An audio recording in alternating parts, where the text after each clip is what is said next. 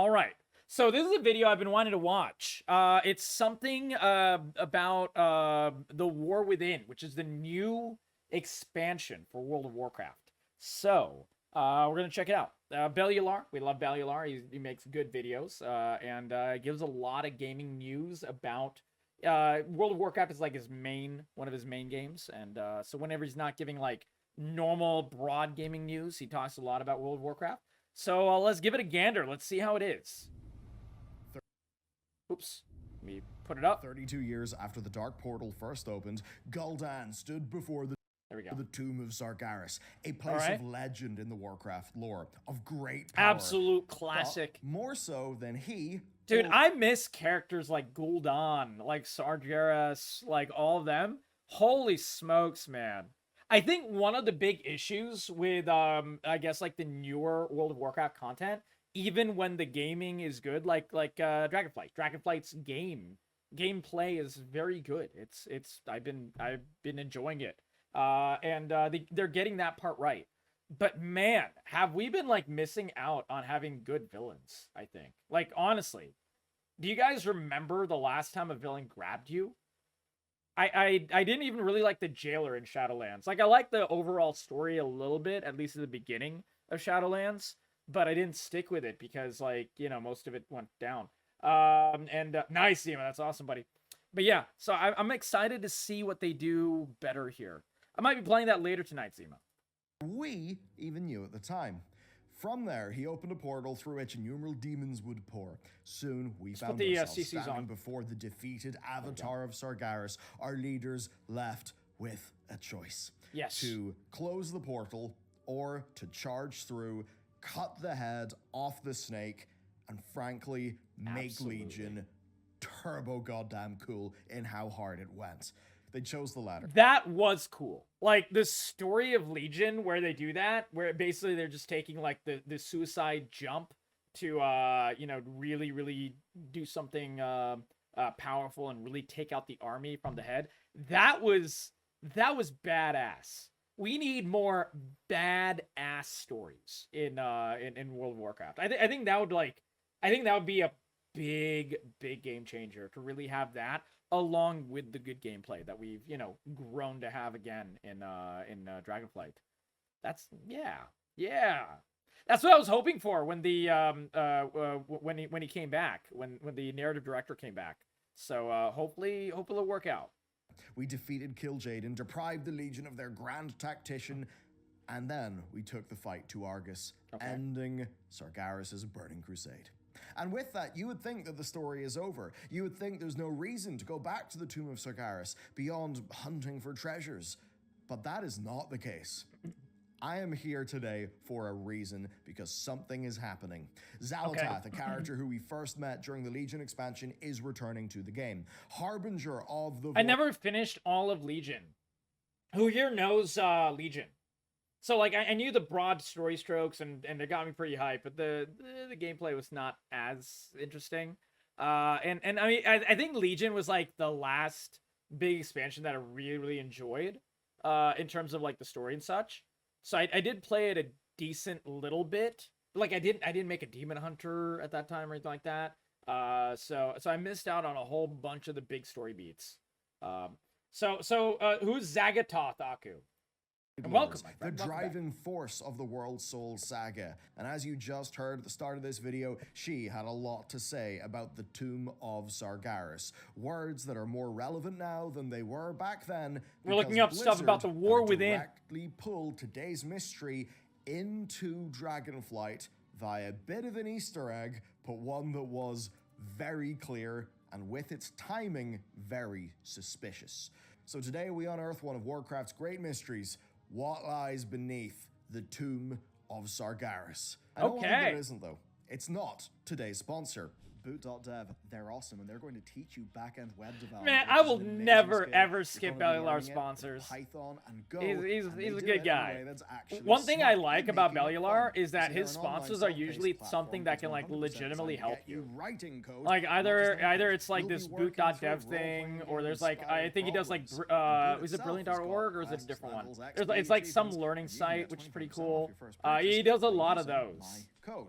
Now, Yeah, you I give asked him to a talk lot of about respect. their He doesn't take pragmatic like approach. And he one of the he things doesn't take like some shitty ass mobile game or something for like those free buckaroonies. I want to talk about is how pro-consumer they are.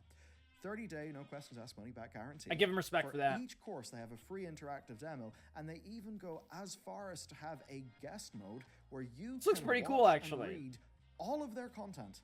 Has anyone ever After used that, this? If you want the interactivity, I mean, I'm you can not pay a for coder or membership. anything like So I that. think that's just them putting, it's putting it definitely where not their something I have mouth is, time to really. learn. So you can check But out what it looks pretty they cool for what it are is. all about, and when you're ready, Segues into well, sponsor so you smoothly. give Oh it a yeah, shot. absolutely. You'll He does a write really good job. ton of code, and you'll Someday, if I get big enough to have sponsors, I hope to do it as smooth. write code that actually teaches you skills that will be useful on the job. I'm definitely not at You that know, level. When I started coding 12 years ago, oh yeah, I really do wish Boot existed back then. But the good news for you is they exist right now, and you can check them out at boot.dev/Bellular. Over there, the code Bellular will get you 25% off your first purchase, and of course that's backed by their no questions asked 30-day money back guarantee. So, cheers, Boot. And let's roll. Before it was Hell a yeah. tomb, it was a temple, one from which the high priestesses of Alon led elven spiritual life. And by the time of these events, around 10,000 Craxus, you're too kind, my friend. How you doing, Craxus? We love you. Welcome to stream. years ago, the Night Elves reigned rather supreme. Their empire covered the vast majority of Kalimdor, which they thought to be Azeroth's only continent, Yeah. though we now know otherwise. And while life at the temple and the city that housed Sorry, their I just empire went back covered to the vast map majority of Kalimdor, which they thought to be Azeroth's only continent, though we now because man, N'Zoth, holy smokes! This reminds me of like some of the best parts of actual actual World of Warcraft, like beta through Wrath, when you're fighting like Sithun and everything like that. Oh my god, Uldaman. Oh god. Dude, this is like nostalgia. I love that stuff. no otherwise. Hyjal. And while Oh, life man. at the temple and the city that housed it, Suramar, may have been going well, the same could not have been said for their capital. Once called Elundris, it was renamed to Okay. Zinishari in honor of their queen Ishara. And in case shenanigans Oh, like that don't make it okay. enough, excess and ego The Naga, became the right? norm in high society, eventually leading to such misuse of the Well of Eternity's arcane energies that Azeroth glowed radiantly in the cosmos. So radiantly that they drew the attention, so the lore went, of Sargus, leader of the Burning Legion. Now, he had long known of Azeroth. If they bring back Sargeras, I will be very happy. I'll be very happy if they bring back some Sargeras demon hunting goodness, some real Warcraft type of deal. Not this dragon shit. Like I want some like real like meat on the bones. He had known of Azeroth's importance, but he didn't know where she was located. That changed, and luring Ishara with promises of power, he began what we now call the War of the Ancients. And as this war dragged on, the Highborn of Suramar grew ever more worried. They eventually thwarted a Legion plan to open a second portal at the Temple of Elune, and after they thwarted the plan, they used the Pillars of Creation. Actually, before I continue, Anku, you would know about this. Is like all of the fighting between Alliance and Horde just done? Because like that was one of the things that I lost interest in Warcraft because of as well. Even when I like enjoy the gameplay, like they just don't fight anymore in the lore. Like I'm just like, dude, I want to see some humans and orcs just going at it, just beating the crap out of each other.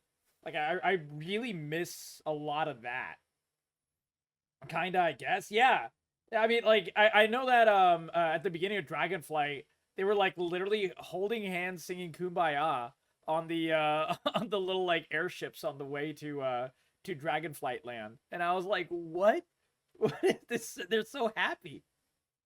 I mean, like, dude, this is World of Warcraft, not World of Peacecraft. Come on, man. To seal it shut. You may Oh, ask wow, why Craxus, the Legion be went careful. for the temple, and you'll find out soon. The point is, with the temple now safe, Okay. their leader Alisond made a grim determination to withdraw to the city, to seal it shut, and leave the world to its fate. So using the Eye of Am, So yet again, it's the Night Elves that screwed everything up. Is that what I'm reading, guys? Is that what I'm hearing? Yet again, are the Night Elves like just at the core of every fucking problem in Warcraft? It really does feel like it sometimes. One of these pillars of creation, just ancient Titan artifacts, very powerful. The trolls? She Trolls have their created the moments, Nightwell, for sure. a font of immense power that essentially did operate like the Sunwell, and it would both sustain her people and the vast shield Turn she this up a little formed bit. around the city. A shield so strong This is it better? withstood the calamitous event that marked the Night war's Elves are ending, evolved trolls? known as the Sundering. Is that it was true? sparked by the Well of Eternity's implosion and saw the whole continent shatter. Suramar held firm, the Temple of Alon did not. And while it was part of Suramar City, it actually lay out on the island of Thaldranath, relying on a great bridge for access to the city. This is all lore I don't So, know. So this is without actually the really cool. Great Shield's protection, it fell beneath the ocean.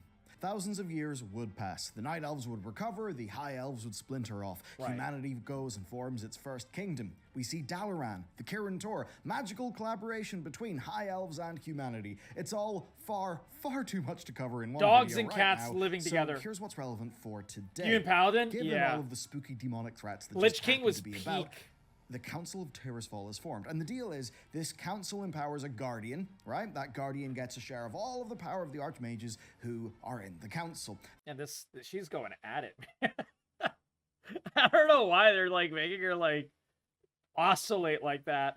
She's casting her That spell. guardian then wields that power to defend the world against Look at threats her it's that are like she's just dancing, too great man. for conventional means. Now, you probably know the last guardian, it's Medivh, but his mother is also a massive... So wait. The trolls that settled around the Moonwell slowly evolved into elves. Is that actual lore? Holy shit. I never knew that. Exactly, Cracks. It kind of looks like it. important character. She's less in the Warcraft games, but she is immensely important in the canon. She's easily the most powerful guardian of Tirisfal that there was. Now, Interesting. probably her most famous story sets her against Sargeras' avatar. She ends up defeating it, and fearing that this avatar could one day be restored, she locks it I don't know somewhere anything that about she this feels lady. is truly safe, and that is beneath the waves of the Broken Isles, deep in the Temple of Alon, a place that still was guarded by those magical, fel-resistant seals from the Pillars of Creation, as of course done by the Night Elves, all the way back in the War of the Ancients.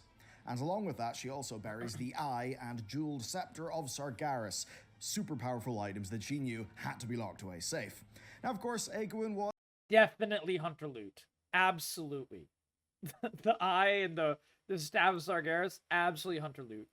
a little bit played. Sargeras actually lingered within her body, and failing to corrupt her, his essence slipped into Medivh. And while we didn't know it when Warcraft 1 came out in 1994, basically that was a campaign that was meant to pave the way for the Legion's takeover of Azeroth. There we go, yep. From that point, we've got 3 main appearances of the tomb in the Warcraft canon before we hit World of Warcraft. Quite simply, 2 of them are in Warcraft 2, the 3rd one is in Warcraft 3. Essentially, Holy crap, man. Those Warcraft 2 graphics bring me back, man. Warcraft 1 and 2 and 3. Way back when all Warcraft was, or like the main conflict of World of Warcraft, or Warcraft was, just humans and orcs just going at it and beating the piss out of each other constantly. What's the quote? Sweaty, muscly men just beating the shit out of each other. Man, those were the days. That's what I crave, man. This is what I crave, some gladiatorial, just absolute muscly men just going at it. Sounds hot? Absolutely. Gul'dan diverts, right, a bunch of the army to go and get all of that great power locked away in the tomb. He then gets killed. Later on, other Horde go there to fetch some super powerful items, and then in Warcraft 3, Maiev thwarts Illidan's attempt to go and pick up the Eye of Sargeras. Yep, that I and remember. That leads to This a I whole bunch remember. of destruction. It was Warcraft 3, That's so a I massive remember it. TLDR, but basically, we're now at the Legion expansion. Okay. And this is when we get into the immense secrets. Okay.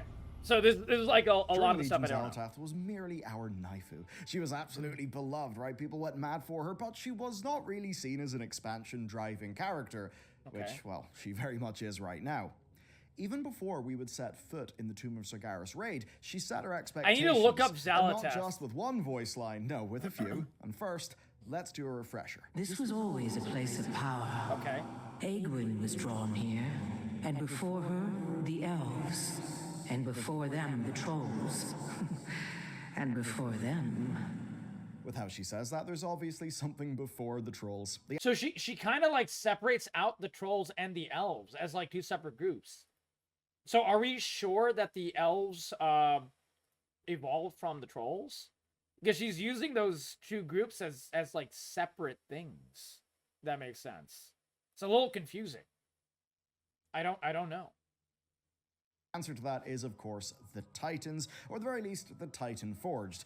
We obviously know Azeroth is dotted with installations, and toward the end of the Tomb of Sargeras raid, it becomes very obvious that, well, the Tomb of Sargeras is one of those Titan installations. After placing the pillars, we enter a place called the Sanctum of the Guardian. Now, it's named after Aegwynn, who basically had shacked up there after the Council of Tirisfal, worked out she was going a bit rogue, and they found Karazhan. So she hides out there, but she obviously didn't build it. Look around, it is clearly of titanic construction.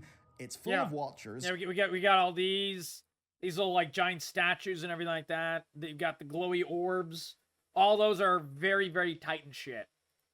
And those watchers are named Aonic Defenders. Okay. Aonic, that certainly makes me think of Elun and Aeonar, probably the latter, and we'll get back to that a little later in today's What's video. an Aeonar? Now, to reach the fallen avatar, Elun, we I descend a vast, vast distance. We Bro, she thick. go past ancient bones of a great beast, and then we hit it. Okay. We hit more Titan structures. Ominous faces glowing with what appears to be holy power.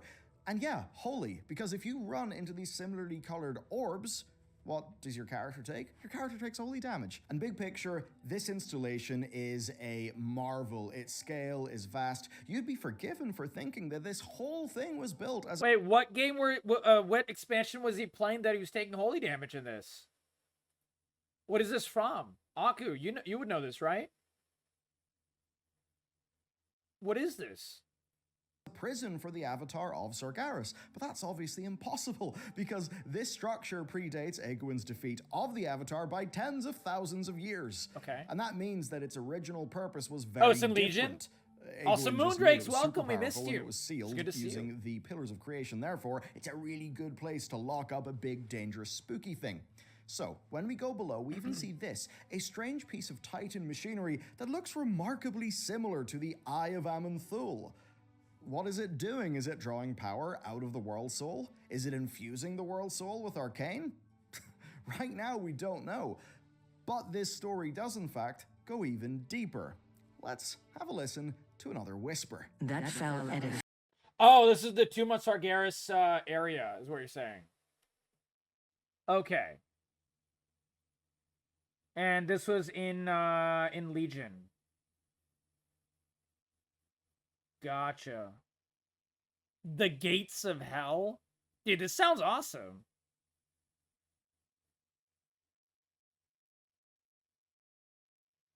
Very interesting. I don't know why I'm looking up the items. Towering over this land. Even looking up the lore, I'm a loot whore. Hold on, let's rewind. There we go. No, but this story does, in fact, go even deeper. Let's have a listen to another whisper. That fell edifice towering over this land pales in comparison to the grandeur of what stood here long ago.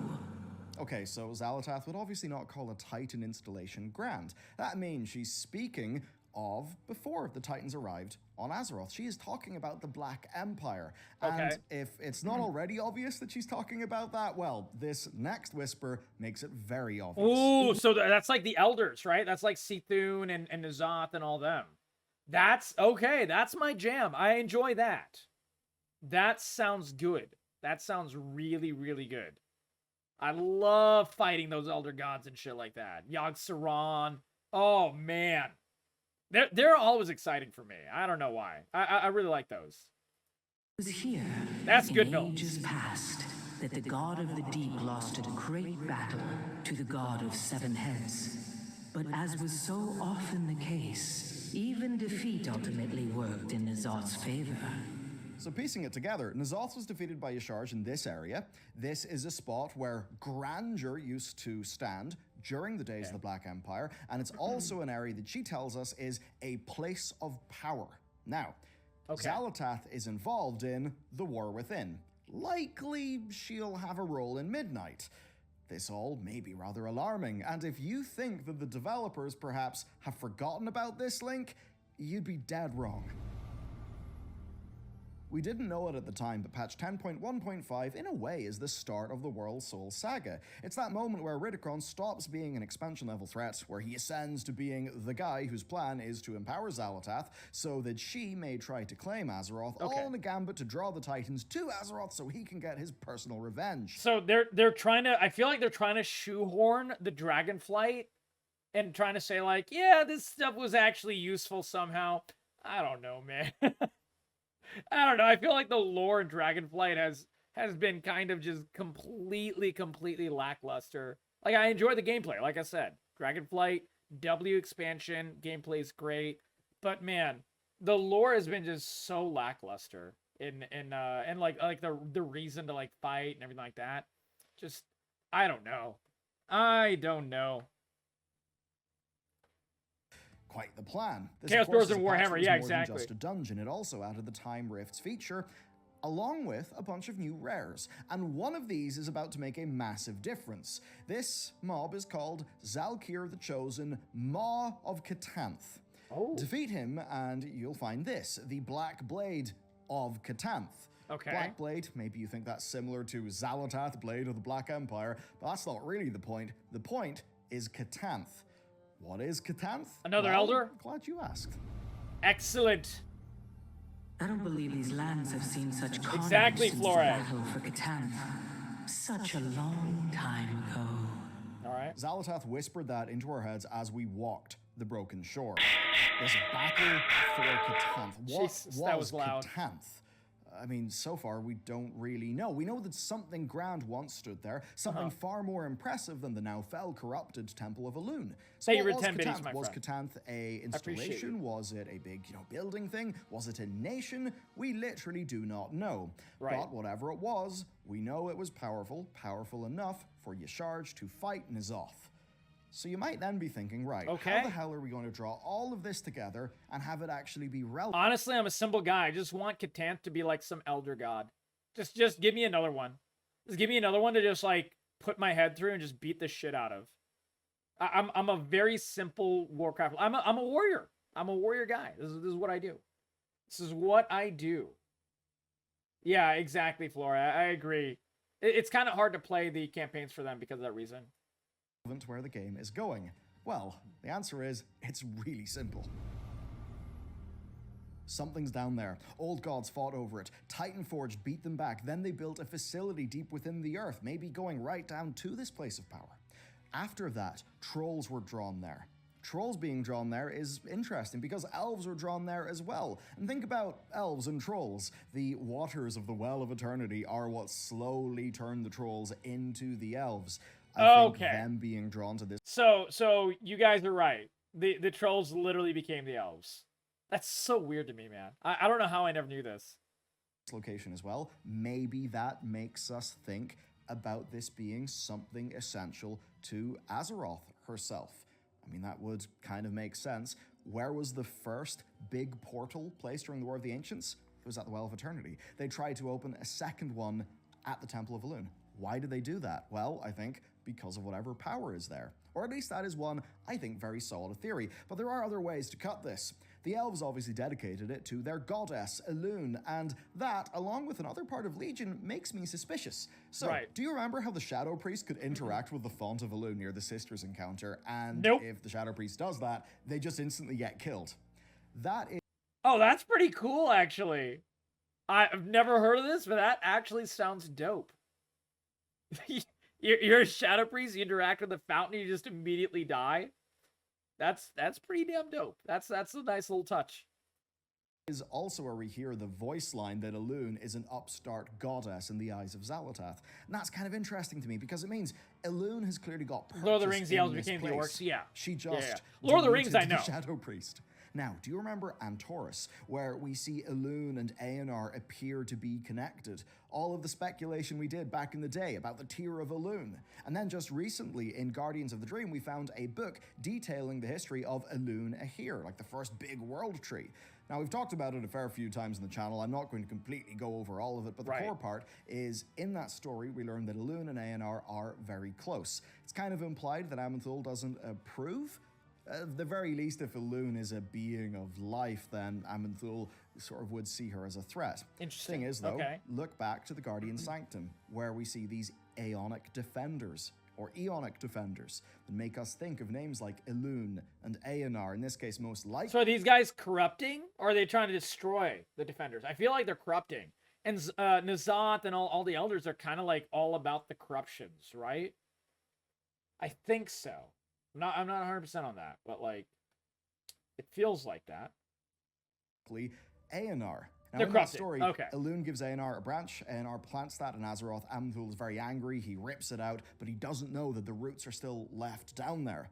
So another way you could take this then is that this facility is perhaps constructed on Aonar's orders. Perhaps relayed through Freya. It could be that. Maybe the place of power is actually a root of Elune Ahir that is deep beneath the tree. That could Sargeras be tried to it. recruit Aonar, Maybe but she that's what the refused. old gods are Gotcha. fighting over. Gotcha. Or perhaps it's a facility related to Azeroth's world soul. And that's the type of energy that we're dealing with down there. We can't confirm these yet, but I think that is really two very solid theories on what's going down. Hey, it's better than I why can the come Tomb up of with. Sargeras is I'm way too actually far relevant behind. to us with our current day lore. I mean, hell, even just think about this. What did they do in the tier quest line most recently in Dragonflight? They re-established Elisond Never played as a character, right? She went through that time portal. What is going to happen there? Huh. I don't know what you mean, Flore. I then think Midnight is a very elf-driven expansion. Suramar seems to have something going on related to the world soul. More elves? They just told us about Elisond. So they're drawing our attention to these parts of Legion. And then, most obviously, we have in the very patch of Dragonflight that kicked off the We World love Soul you, saga, Craxus. driving Trolls are events cool. with Xalatath and Ridicron, that is the very patch where Blizzard drew our attention to Katanth. And we know that Katanth is directly related to the Tomb of Sargeras. So, hello, Blizzard. If trying to tie these things together is your intent, then I think it's really cool. I think if you want to link expansion areas together and weave a story through both old and new, then that is way better than just purely making new shit up. I absolutely loved piecing this video together, and I think we now have a very coherent theory of how the Tomb of Sargeras is a little bit suspicious. I agree with this. Like, honestly, I would love to see a lot of, like, the old lore that I know, and a lot of the lore that I don't know. Because, like, if you're talking about the original vanilla, you're talking about Sithun, things like that, I could talk all day about that shit. Then Burning Crusade, Wrath of the Lich King. But like anything beyond that, like there's a lot of stuff I don't know from Legion. There's some major things I do know. There's a lot of stuff I don't know from all of the other big expansions because I quit playing for a very long time. So if they're trying to weave that in, I really hope they do, because there was a lot of really, really good storylines that they never fleshed out. That was my big problem with Warcraft lore. Warcraft lore is, I think, inherently just has so many holes in it all the time. like, dude, they're now talking about the sword, that giant sword sticking out of the world. They're like, oh yeah, we remembered about this. It's like, dude, come on. You gotta bring it back. That's, I think, what something that Lord of the Rings does so well. The Lord of the Rings lore permeates throughout. They always bring it back to the previous major events that happened. So you don't need to just make shit up as you go along. Everything is kind of built on a strong foundation. What sword? Yeah, exactly. Exactly what sword? I don't know. Hey, definitely the Warcraft devs don't know for a very long time. Sorts of secrets or discoveries that we may learn in relation to it, and perhaps, some future storylines. I think it's pretty neat. What do you think? Of course, if you're interested in this sort of lore topic, you got to check out this video. It's also got a lot of Xalatath. Yeah, the elves deserve death. I agree. Why is she the Harbinger? Who is she the Harbinger of? What does it all mean? What's going on with the Chamber of the Heart? Those are relevant. You can find out about them in that video. Enjoy. I'll see you next time. So if I wanted to catch up on all the Dragonflight lore, how would I do that? Should I play through all the Dragonflight raids? Like, do I need to get back into it and just do all the Dragonflight raids? If so, would I you know, be able to? Is that a thing? Like, would it take too long? In Gul'dan and Legion's pre-released audiobooks, also talks about Power Deep in the Well. Ooh, okay. I didn't know Gul'dan had books like that. Class Hall? Oh my god, dude. I miss class halls. Is that weird? Did people just like not like class halls for a very long time? Because I thought class halls and like big class quests and stuff was some of the coolest freaking content. Like, I loved it way back. Anytime in vanilla, when you had a giant class quest for level 30 warrior, level 40 warrior, you know, warlocks had a couple of major class quests. I thought those were some of the best pieces of content, like world-spanning quests. I also really miss world-spanning quests. Like, you had to go from continent to continent, zone to zone. You had to go through like 4 different dungeons to make like one major weapon. I thought that was like super, super cool. And I agree with this. Legion really is a goldmine of expansion. Yeah, like I said, Legion was like one of my favorite expansions. I never really finished throughout the entire thing, but like that was like one of my last times until Dragonflight where I really felt good about playing the game. I was like, man, this is some good shit. This is some good shit. I hated playing against Demon Hunters, which is one reason I hated playing that expansion itself. But in terms of like the lore, in terms of the story and stuff, Legion had some really, really good stuff in the giant chunk of the story. And Monkey Crab Buddy, thank you for the sub. How are you doing tonight? I hope you're having a great night. Guys, I hope you like that lore dump. I haven't done a little bit of a lore dump in a while. And so definitely missed kind of really, really looking at that.